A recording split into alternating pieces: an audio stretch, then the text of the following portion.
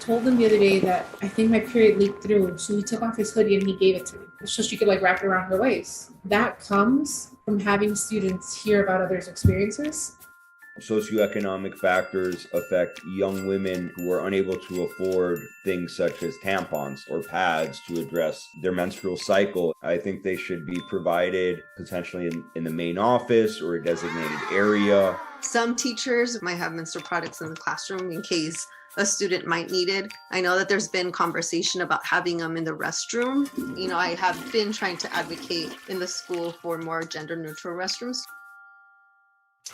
There is a great difference in how importance is shown to sports when it comes to, males and females. Inherently across the country, there is more emphasis on male sports. There tends to be more of a support system for male sports. There's a lot of funding towards that, a lot of promotion when it comes to uniforms. I've heard how the female sport teams receive hand-me-downs or cheaper quality uniforms. The girls were put in the gym. They would follow this workout video. Meanwhile, the boys were allowed to be outside on the field, playing soccer, playing basketball, having fun.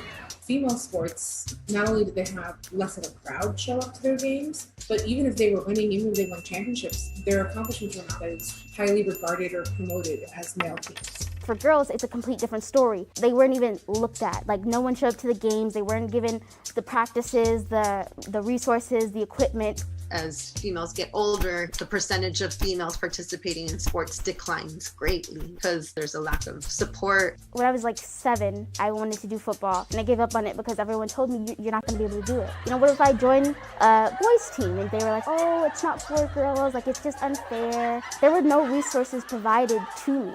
People are probably going to watch the boys' sports, so automatically think, let's fund them more, but fund them equally. We had a soccer team that would come in and teach the kids. It was co-ed. A lot of girls I know who were in that program grew up to love soccer, and because they were given that opportunity, they were taught at a young age, hey, it doesn't have to just be Barbie dolls. I would tell little girls right now who have the same dreams as me not to give up and to find that person or those people who are going to help you out.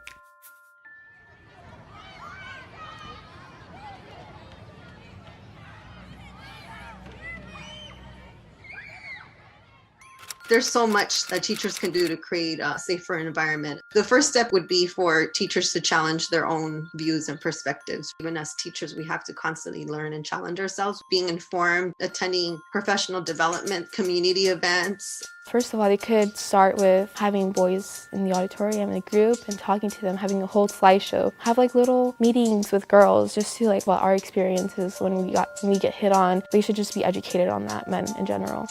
I'm not asking you to get rid of it, but I'm asking that you include some female students on the board to discuss dress code when we go over it. I think teachers and staff can create a safer environment, and I think they have to end stigmatization about periods and about just women's bodies in general. And I think they should demolish restroom policies.